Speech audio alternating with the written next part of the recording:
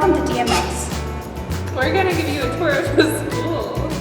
When you first get here in the morning, head right to the cafeteria unless you have to drop off an instrument in the orchestra or band room. We hope you enjoy this video.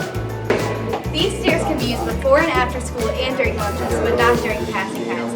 These go from the cafeteria up to the second floor. After cutting through the card number, you'll end up in the area by the main office and the guidance office. Although they are right next to each other, they are two completely separate offices.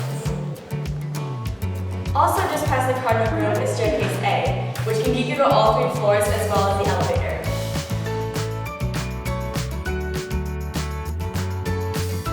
Also on the second floor is the west wing.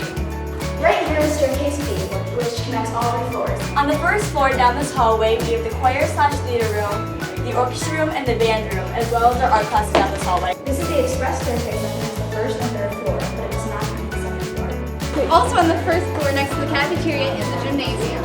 The following segment is for comedic purposes. It is not meant to offend anybody or the school.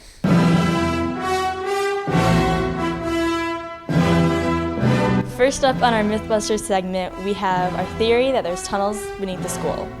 It's not really a theory, like this is proven, but oh well. I cannot believe what we're seeing here today because it is astonishing how many of these conspiracy theories, as we thought were made up by one of our team members here, Grace. We thought she made these up, but apparently they are not made up and they are completely real. And so about the conspiracy theory about the tunnels around the school, we are going to go with the rest of our crew right now to go see those tunnels. So we'll get back with you later.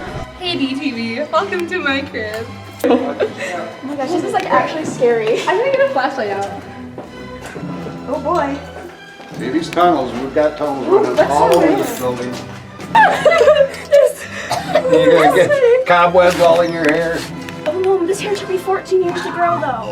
Just look back there, Grace. I can't. The only thing that's back there is Natalie. I don't really know what to call this, the tunnel system.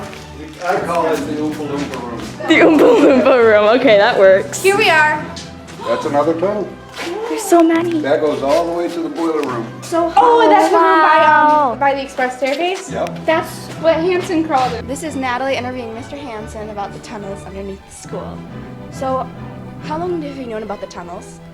I would say it's been about 8 years, maybe 9 years since I've discovered the tunnels. And how did you find out about them? Well, you know, there's that little tiny door by the elevator, and that really leads itself to curiosity when you look at a door like that. So Mr. Van Ness, he's a counselor at the high school, we had to go down there, so we found a way down there and discovered the tunnels. Once we got down there, it was tough not to venture deep into the bowels of the school. In fact, we went all the way to where Mrs. Gottlieb's room is, and she even heard us. We were on little scooters, almost doing an army crawl through them. And she thought it was mice or men working down there. Did you see any paranormal activity down there? No, we didn't.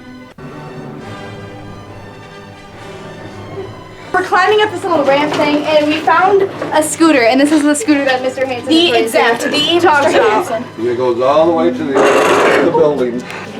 Ghost plasma.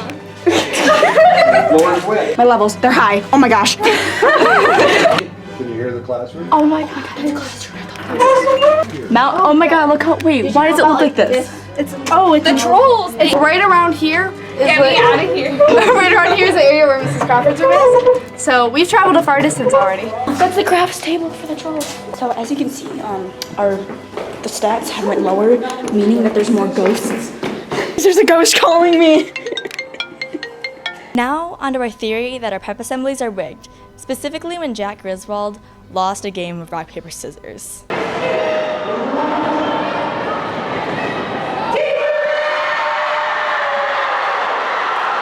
How long have you suspected Jack had an incentive to lose?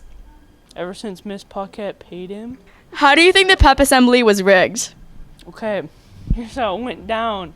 So Jack lost the rock, paper, scissors match, and him and Miss Paquette high-fived where they transferred money because Miss Paquette had double-taped money to her hand. As they high-fived, it transferred the money from one hand to the next. Hi, Jack. Hi, Grace. So, have you ever participated in a pep assembly before? Unfortunately, I have. An hour before the pep assembly, what were you doing? Well, at the time, I was in science class for a very dark day, and I had been very upset. I got nothing. Jack Richard Griswold, were you given an incentive to lose? If so, what was that incentive? I've said too much.